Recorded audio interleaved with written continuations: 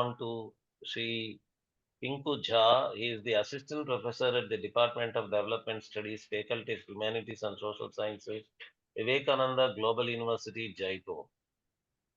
His topic is the notion of welfare in the Mahābhārata through select narratives. We are very happy that such youngsters like Pinku Jha are joining. Pinku Jha is an assistant professor. He recently submitted his doctoral thesis titled Ideas of Welfare in the Mahābhārata, including the Bhagavad Gita, and their impact on the political thought of select modern Indian thinkers, to the Department of Political Science, the Maharaja Shayaji Rao University of Baroda, Vadodara, Gujarat. His research engages deeply with Indic knowledge traditions, political thought, and questions of welfare and justice in both classical and modern contexts. Jha has been actively involved in academic and intellectual initiatives that foreground Indian knowledge systems.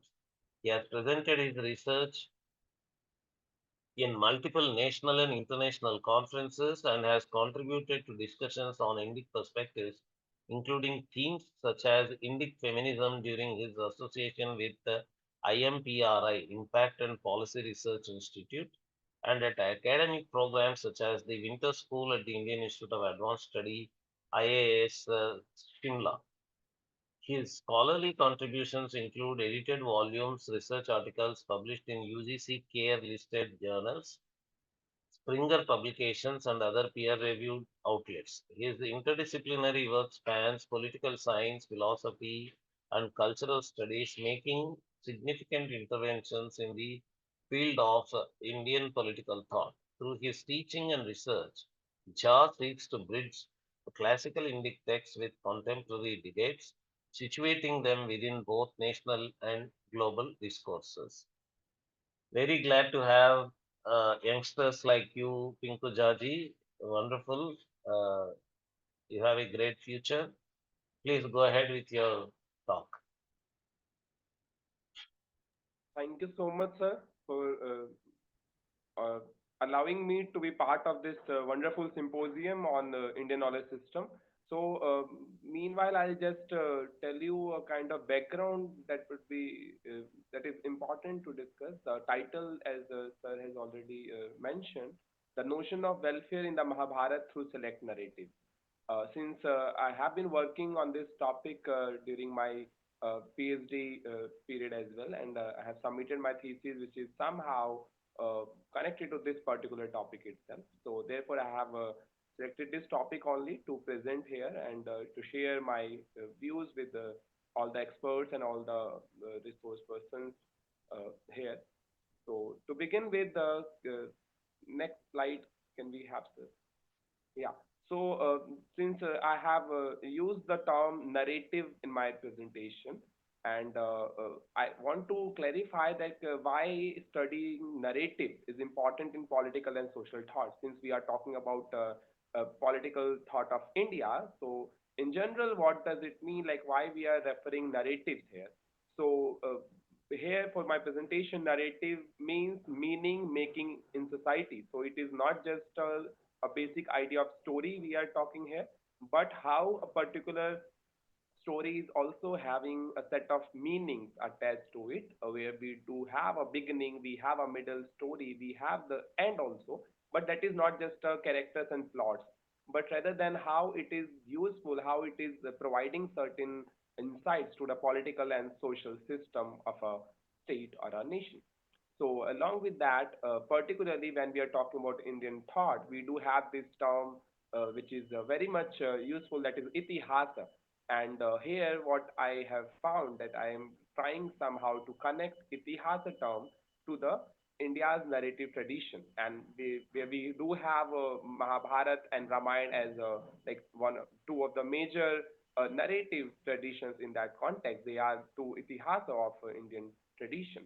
So the basic idea is to somehow compare that narrative theory that we are having in the West, and also to understand how it is different from the itihasa of the Indic tradition.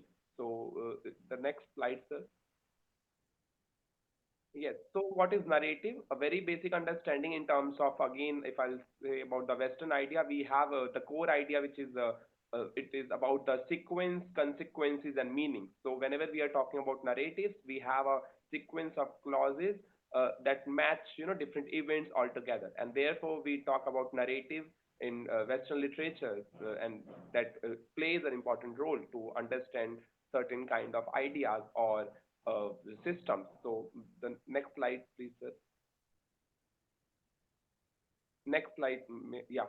So, very briefly, if we say the elements of narrative, we have a particular time or temporal sequence. We start from a particular period and we go in a kind of a sequence, like from once upon a time something has happened, and how that particular event, set of events, have led to certain kind of consequences. So, time to the causality is very important. Then we have certain characters. Those are certain major agents. Those are somehow going maybe from here to there, as a whole story revolves around them, and they are actually very important to uh, influence a certain form of narratives actually. So character based narratives are very much important whenever we are talking about narratives in general.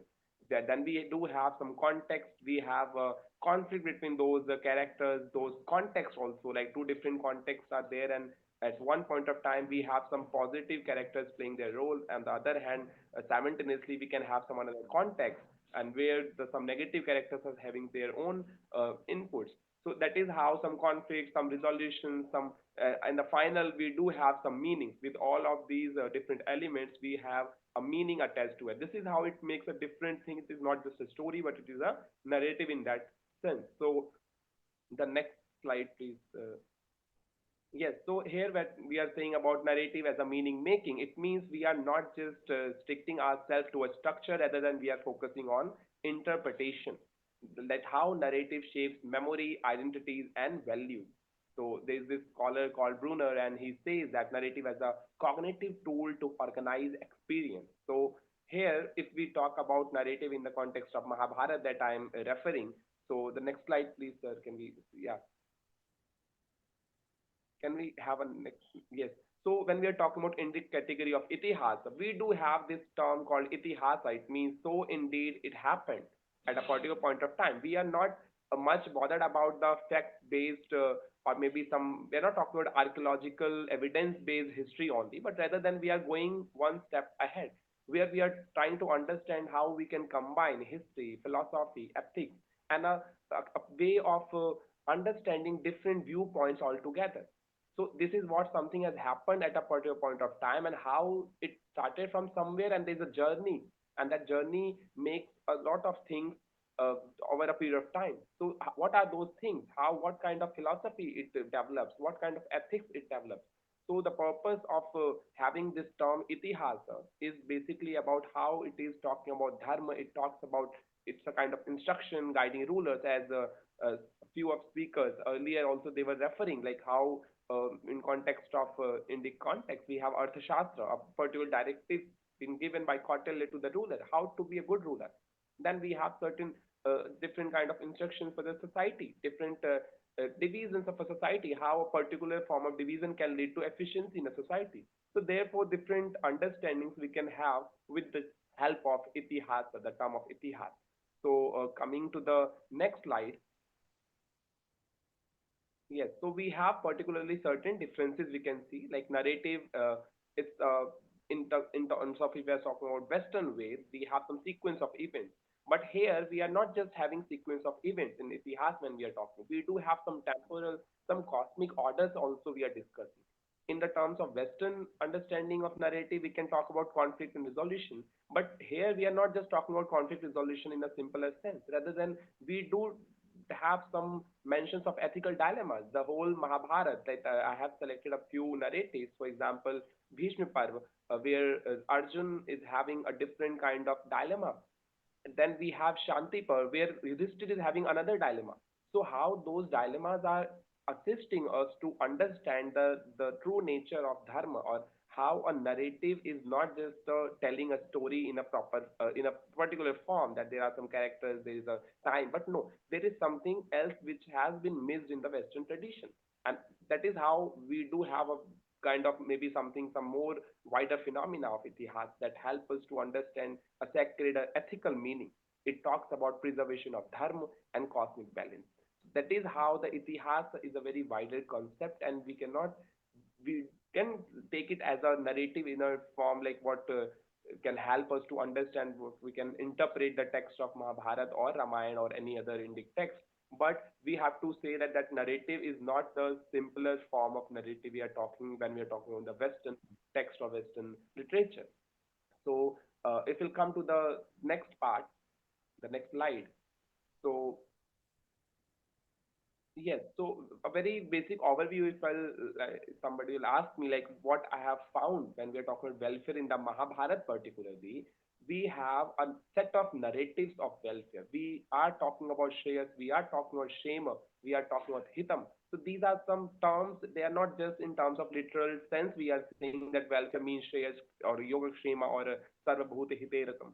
Like it is not just like that. But there is a particular kind of narrative that we see that revolves around these terms. And it is not just a one particular notion of welfare which is just led by the state, or usually what we see the Western notion of welfare state, where we see that state is a major actor, and state is only the, he has to fulfill certain objectives to ensure welfare of the people. That is not the case with the Indic text, particularly the Mahabharata. So here welfare is not prescriptive. We are not just prescribing that being a leader we have to do this. It has to be negotiated. There should be a kind of participatory approach.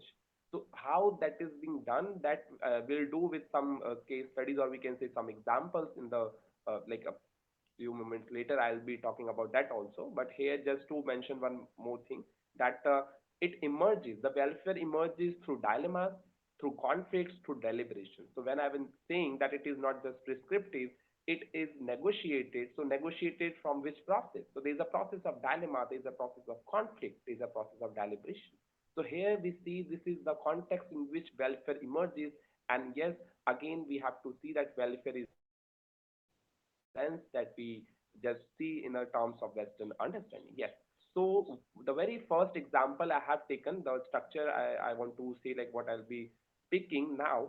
So particularly when we talk about like one particular parv, since we do have 18 different sections of the Mahabharata and they do have their own sub parv, that is a complexity of this text. And um we know this is like couple of almost more than 1 lakh, around 1 lakh verses are there, and some didactic stories are there, some non-didactic stories are there. But for the this purpose of today's presentation, I have just selected 5 different parts, and specifically one particular narrative, right? So when I'm saying narrative, already I have just mentioned about the understanding of narrative that I'm following throughout this presentation. So when we are talking about the first Parva of the Mahabharata, that is Ādi Parva, where we talk about the beginning or the maybe the nucleus of whole story, there is this particular character called Satyavatī. So Satyavatī is one of the maybe what I have seen throughout my literature review, even, and even uh, being a student of political science, we never even thought of talking about Satyavatī as a person who can be considered as a political visionary. So what I have seen and what I want to share somehow, that in this way also we can interpret this character, that was not just for the person, the lady who just initiated. The story begins with Satyavati and Shantanu maybe, and we see that there was this whole uh, uh, transformation from Devvrat to Bhīṣma due to that particular that vachan he has taken due to this Satyavati's condition on the marriage with the Shantanu. There was this whole story we must be knowing. But out of that story, what we have to understand, for that particular notion of welfare, if we see, she was a very much the political realist. Usually, we take the reference of Machiavelli, even in the today's initial session.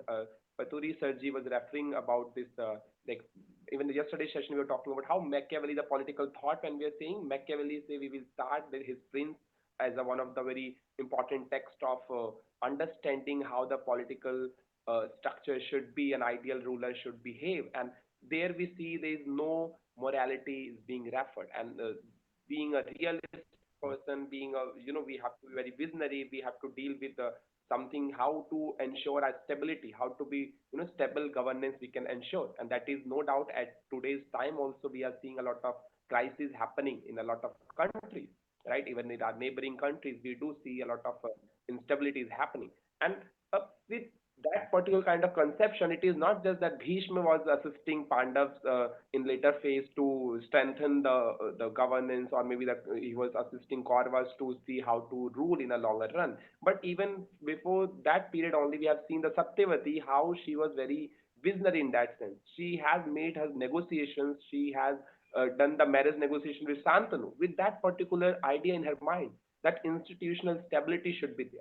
Not just a short-term gain is enough. Like just marrying a king cannot just be. Maybe we can say if she was just somebody who was very much optimistic and she was talking about her own benefit. That was not the case. She was having something else. She was talking about the political legitimacy in the longer run, how to have a negotiation with Shantanu to ensure continuity of her own lineage. That was her own understanding. We have seen that somehow she has initially was having that condition with her own self-interest. We can see in a long, if we see just from the surface, we can see it was her own political interest or her own character that was talking about her own self-interest. But that was not the case. She was in the next few characters when we next some states we can see that how after the Vichitravir's death and after having that there was no hope of having her own lineage to go further. She summons her premarital son Vyasa, declaring that dynasty of Bharat is without root.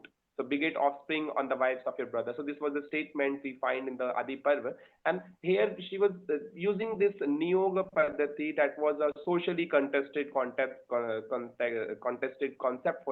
sure. That is in ancient practice. We usually take it as a critical aspect also. But despite of having that kind of in a society, it was something considered as very conservative belief. But what she did, she was, because of this dynastic continuity and her own longer viewpoint in terms of being a political visionary, she did not just fulfill her own out of the moral hesitation she went out. So that is how she actually did not bother about the moral principle due to that political realist understanding. So this is how we usually see. Sometimes the Machiavelli was talking about this, that how to be a good ruler, you have to be you have to be amoral in some context. So that is how somehow this lady, this particular character, has gave those ideas to us as well.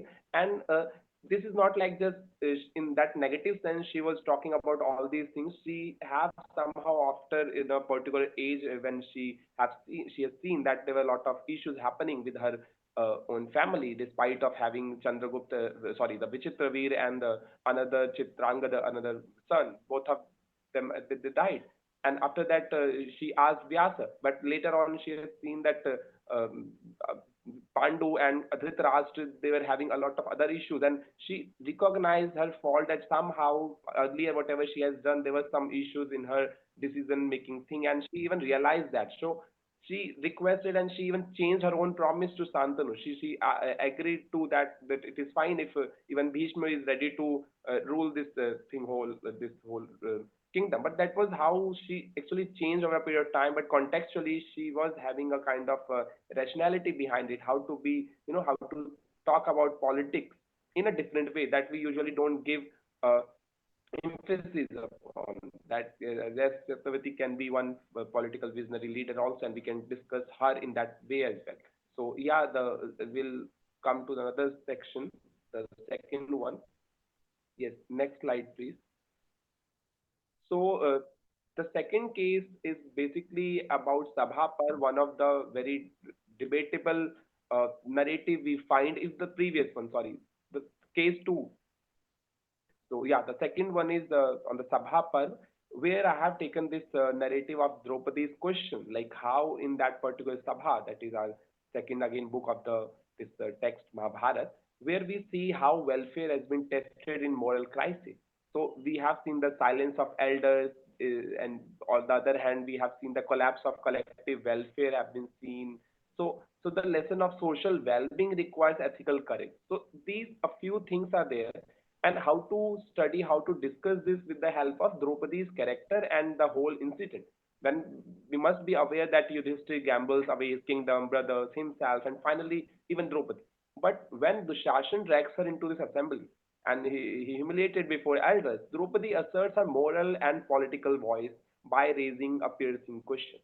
Like she asked to Yudhishthira, like the very first question she asked, that whom did you lose first, yourself or me? Having lost yourself, O king, by what right did you stake me? So that very basic question that with moral and kind of moral courage she makes in that assembly, that this is not something you can do. Like this is a very basic sense of dignity, and it was not just her speech was not just merely a self-defense based speech, but it is a demand that Sabha, the public space of justice, that it should protect the dignity of a woman and safeguard Dharma itself. So there is this whole incident. We see that welfare as a protection of dignity is very much important. So we are not just talking about welfare in sense, uh, obviously the material welfare or something in terms of Satyavati, we have seen the dynastic welfare, and somehow she was talking about the political welfare is very much important. We need an institutional setup which has to be a much stable. However, she could not make that in a longer, and we see that crisis she was having in her institutional setup, whatever she proposed earlier. But that was her particular. With that narrative, we have seen the dynastic welfare was at the center. But here, what we are seeing, that somehow that the welfare means dignity also. It is about social security, as Rajanji was also referring about that. So, critique of power and authority she makes after asking that question when she is interrogating that Yudhishthira right to wage her after losing himself. She's questioning that thing. So Draupadi dismantles the legitimacy of this arbitrary authority, even if it is her husband. Like it is not possible that there is no arbitrary authority should act in a certain way. So that is a problem. So true welfare means there should be a principle of accountability. So if that is not there, there is a problem. It is against the ethical law. Again, we use the term dharma. So it is against dharma. So it is not just having that something we are doing for the power politics, or we are talking about some kind of that some crises were happening. It was not just one side. We see that Vyasa, when this particular narrative we have seen, but one side Draupadi has been dragged in that particular sabha, and it was a kind of, we see that even today's context, a lot of people argue that this was a one of the problematic thing in the Mahabharata, where Draupadi has not been given that kind of value, and it was a kind of negative structure we highlight there. But at the same time, simultaneously, what we see that yes, Draupadi at one moment she has been maybe that her respect, her dignity was shattered. But on the other hand, when she is speaking, when she questions everyone in that sabha, and nobody was able to answer her question, it was a kind of sense of public morality, and the kind of that the ability that Vyas actually highlights through that particular character, that Draupadi's question was not just to be a kind of someone who is just exploited, but how to react to those kind of condition is very much important. So that narrative teaches that idea also. So we that she was asking for this justice. She was asking for that a true governance or true ruler or a societal. If we are talking about the ideal society, it is not about that. If in a sabha the queen is not able to be being protected, then how we can expect from a ruler to have a loka sangra in his kingdom or in the kingdom? So that set of questions we see in the Mahabharata, and with this particular narrative, we can understand that how the idea of collective welfare is not just limited to like dealing with the needs and providing the material welfare to the people, but the dignity, the self-respect. This is also very much important. We do have in political science, usually we talk about the capability approach given by Amartya Sen, and that capability is all about strengthening the people. We are giving somehow we are ensuring the emancipation of people who are at the back or at the vulnerable section. So if we are not able to do that, then there is no use of having any kind of governance mechanism. There is no use of ideal governance or a good governance for the like we do have that these kind of concepts. But with this particular narrative, Draupadi gives a lot of those important idea that why these things are important and we should discuss about it. So if we are talking about this story, it is not just a character that Draupadi is there, there are five Pandavas, there is Duryodhan, there is this whole Sabha, and the whole plot setting is there. But we have to see the background, why we are talking about these questions, how it can provide some kind of narrative building which is somehow contributed to the meaning of the society or the political system as well. So that was the another case. Then we can come to the third case. If I can, so the third, like basically the third case, the third example I am taking here, it is from the Bhīṣma Parva. So since we have discussed one of the example of Satyavati, then Draupadi's idea, like Draupadi's proposition she has made in the Sabha. Now we will talk about this Bhīṣma Parva where we do find this Gita dialogue. Like Srimad Bhagavad Gita, we do have its significance as an autonomous text as well, but yes, no doubt it is considered to be the part of Mahābhārata itself. So, what kind of welfare we were discussing here? So, again, in this battlefield, Arjuna has this, he actually collapsed under the weight of kinship ties. He's asking this, like, what is the use of a kingdom? What is the use of happiness? A life itself is those for those whose sake we desire them are arrayed here in battle. Like, is it the reason we were fighting? Like, there is no use. So, in the Vishada Yoga or in the very first chapter of the Gita, we find that whole set of questions, that whole set of dilemmas, that ethical dilemmas we are seeing here. But the way Kṛṣṇa answers to all those questions, we see that how like Dharma, Loka Sangraha, like it is not always we are talking about sentimental welfare, like in a particular context, we are just having our own intuitions or something very much, self-interested ideas, or we are not going beyond to that. So here, Krishna tries to drag Arjun, like he's suggesting that it is not just to be limited in that context. We have to talk about universal welfare. Sarvabhut Hite Ratha, like Yoga Kṣema. All these concepts we find in the this Gita. Like very aptly, Krishna suggests all these parameters, how to be, we have to think in a way like how to maintenance of the world is important. So nowadays we are talking about cosmopolitan justice. So that is not just about we are talking about like our own ideas, or we are just talking about like us versus the dilemma will be uh, somehow we're losing ourselves in that kind of conflict.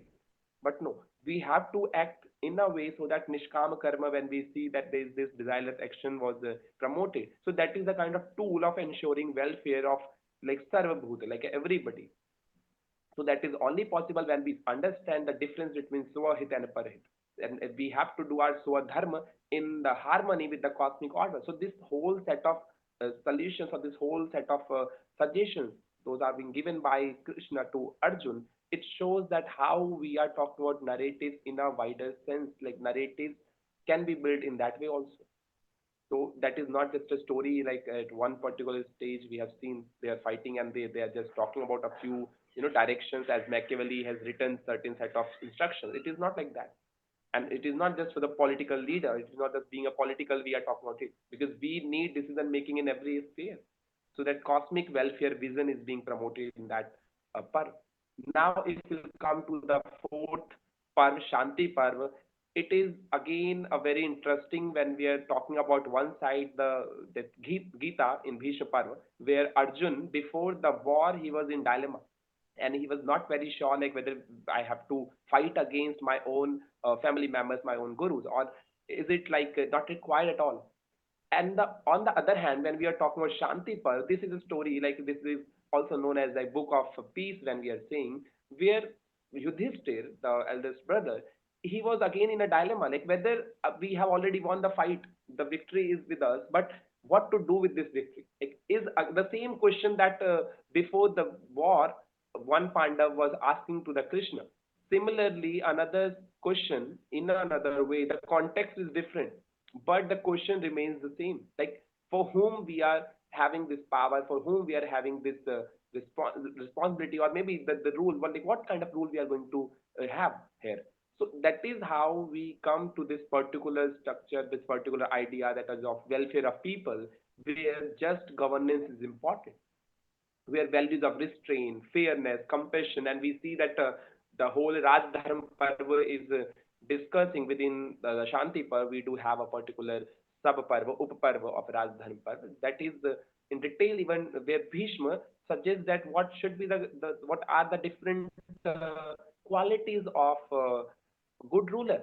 So you have to follow that long-term vision of political welfare. If you are talking that even uh, Satyavatī at one point of time she was thinking in a way that a dynastic stability is important, but she could not emphasize, she could not focus on the welfare concept in that manner. Like justice was not there. She was having like I have to work in a way so that our stability can be maintained. That is a good thing. Like for a good rule, wherever we need a good stable government, it is important, right? We have to think about long run. We cannot just make some kind of treaties, or we can just do something where at one, a few years after our government will be dismantled due to some reason. No, we have to strengthen that. That is fine.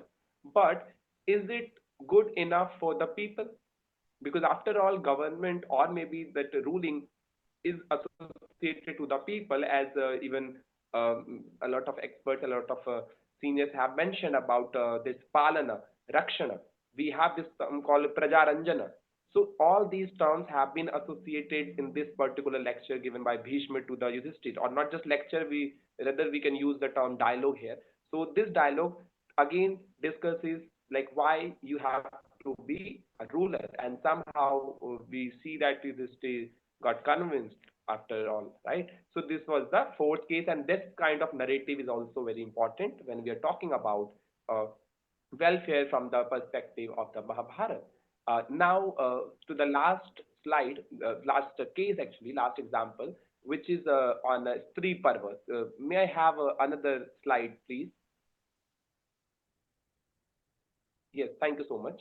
So this is just after this Shanti Parva, we have this Parva of Strī Parva, and choosing this Parva is very important for me because usually whenever we talk about Mahabharata, and I have just mentioned about the Draupadi's particular concern. So yes, we can talk about how Draupadi as a character was not just being a part of that exploitative process or a social kind of the problems she was facing at that time, and however equally she responded to that in a very uh, legitimate way. That was one concern. But apart from that, how Mahabharata provides a set of narratives which is from the perspective of women. Again, sometimes we do have this notion of feminist understanding. We see this term has been also used and also misused by several scholars.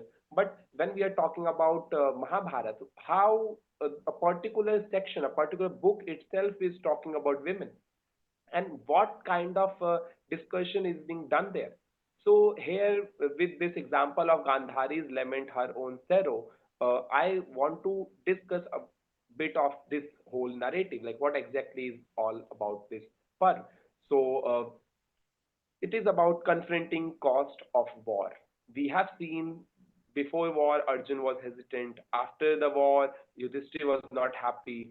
But it is not just about these characters were the only, as a male-dominated characters, we can say this was how the Mahabharata is working. No, this is not like that. We do have a whole set of chapter where we see a lot of examples, a lot of stories are being narrated by, or maybe we can say the stories have been formulated in a certain way, and the characters they are talking about welfare for objectifying, or maybe to reaching to this objective of welfare is fine, but is it the set of ways we are following? It involves some kind of harm to the people, like preventing unnecessary suffering. It should be the priority, or it should be the very important condition for welfare. We cannot talk about welfare until unless we are able to minimize the cost of suffering, or that is how it is like compassion as integral to well-being. So if we are not thinking about it, there is the problem. So you must be aware of that Gandhari's curse, that in her grief she gives to the Shri Krishna itself. Like, since you permitted this slaughter, you should yourself be the cause of destruction of your own clan. So what does it show? Like, the curse introduces the idea that unchecked violence, even for dharma, destroys welfare across generations. So a very small example we can see, but a very big lesson it gives to us, right? where we see that this certain kind of narrative of suffering as a critic of welfare is being highlighted in this whole chapter. That we are not just talking about narratives, even counter narrative is there. So that set of ideas we don't focus upon when we are reading Mahabharata. And yes, even in the if we are reading Mahabharata, so being a political science student, I have been taught a particular chapter on Śānti Parva only in my university. So that was one particular part. In usually in our academia, we don't read other parts also, and usually we even don't think about it. Like if some political ideas we can extrapolate from those sections also. So here, if we see in Strī Parva the interpretation, so obviously that narrative of suffering come to the picture. Then we have women's perspective as a moral lens is somehow being given emphasis that how dimensions of welfare, which is emotional and social well-being, is somehow being ignored. Like Bhīṣma was talking about these ideas that yes, we have to protect this and that, and everything is fine. So in instruction, we are seeing it, but in the ground, what happened? So in this particular idea, what I just want to highlight here, that different aspects of welfare, like economic, material, is fine. But when we are talking about emotional welfare, it can be another part which has been not given emphasis in the major discourse on welfare. So here we see this and we can connect it to the peacekeeping forces we see when United Nations is having this peacekeeping force, or maybe we are having some conflict resolution mechanisms by international organizations, and they are doing it, but to some extent they are not able to reach to the society. How with these international conflicts we are seeing the particular section of society is being marginalized, not just in terms of gestures, but also not just in terms of like military attacks or something like that, but yeah, in terms of gestures also they have been excluded. So that is the problem. So we have to even kind of ethical reminder for kingship or in a general leadership is very much important, and we can take it from this Śānti Parva. And the next slide please, uh, almost to the end. Kindly change the slide, please. Yeah, the synthesis, if we see, so welfare in Mahabharata, no doubt it's a multidimensional approach. And if we see the political stability and legitimacy principle that we have highlighted from this first Ādi Parva's example, we were referring to the Satyavatī. The next one was this ethical and justice and courage. That principle was highlighted by Draupadi's discourse. We were talking about that as well. And then the spiritual, somehow spiritual, we can say obviously not just spiritual, but even management based, or a lot of other ideas were included in that particular section of Bhīṣma Parva that is in Gita. But again, somehow that was spiritually we were trying to connect everything, that individual duty to the social duty to the cosmic duty as well. So that is how these were connected. So the order is very much important there. So in spiritual understanding of welfare was highlighted there. And yes, the emotional idea of welfare, which was highlighted in Strī Parva, where we were talking about compassion as a major component of welfare. Then in the last, we'll talk about all these ideas. What I see, like yeah, dynastic survival, justice in public life, lok sangraha, ethical governance. These are a few things we need to focus when we are talking about welfare. And it is not just welfare in terms of political philosophy of West, but we can extrapolate a lot of ideas from the texts of Indian tradition. And in, for example, the Mahabharata itself, if we see one particular book only, if we just take one, Strī Parva only, we can have a lot of different multi-dimensional approaches of welfare itself. But yeah, I just tried to find out a few basic ideas or basic distinctions I've tried to make. But yes, when we are saying distinctions, these are not to create differences, but those distinctions are in a way unified version only. This is the kind of beauty we usually say that ekam sat vipra bahuda vadanti. So welfare, the essence is very common. It is very much at the core of the whole Indic tradition, but it has been seen from different perspectives. And for that reason, we need different narratives. We have to analyze different narratives differently. So thank you so much. Uh, I'm happy to receive some remarks, please. There is one question from one of the co-panelists, Kanagaraji. What model of narrative analysis was employed here? Do we have any alternatives? Sorry, sir. What model of narrative analysis was employed here? Yeah. So Do we basically, have any alternatives? sorry. Yeah. So what model I have employed in all these narratives, right? This is the question. So, sir, basically, what I have done, I have tried to mention this in the beginning only, not exactly particular model itself, but yeah, the concept of narrative. I have tried to understand that how the meaning making understanding of this narrative is being used through this itihasa concept or maybe the itihasa text, particularly the Mahabharata. So this was the main intention of working on this thing. So this is not as a model we can say, but yes, the approach we can say that was focusing on this meaning making approach of this narrative, which is closely related to the itihasa concept of Indic tradition. It is not a question, but it was a comment by Sharmila ji. The volume of speaker is extremely low, she was saying. Okay, but there is no need to respond to this, but maybe you can improve your volume in your future talks. And there Yes, sure. seems to be is the paradigm of Sabha Parva applicable to West Bengal and Bangladesh today? This is by Pankaj Sahai. Ramakrishna Uppuluri is asking, sorry to ask this question. I want to have contact details of this institution conducting this webinar. My email ID is this. Okay, we will provide the contact details of the institution to all of you. Okay, so is the paradigm of Sabha Parva applicable to West Bengal and Bangladesh today? Is a question from Pankaj Sahaji. Yeah, I'm not sure about it, but yes, when we are talking about justice in public life, we are saying so. Yes, a bit of that this conflict we are seeing in Bangladesh and Pashchim Bengal's this polity somehow, and Pashchim Bengal obviously considered to be the part of India itself. So it comes to this India-Bangladesh conflict we can locate here. So yes, that is true. And at the not just Sabha Parva's paradigm, but also as I just referred about this Śānti Parva's example. So not particularly the victims or the marginalized section is considered to be just women, but at that border, the people who are residing. So how the immigration issue and these problems are being faced by the people who are residing there. So these few things are there, and yes, the objective of emancipation is very much important. So to what extent how the rulers, how the governing mechanism is able to cope up with that, it can actually solve the problem. So yes, we can see that somehow connected here, and not exactly what I've seen, like, but yeah, I'm just trying to jot the points. I don't know if I'm right or not, but yeah, this is what I can. Thank you, Pinku ji.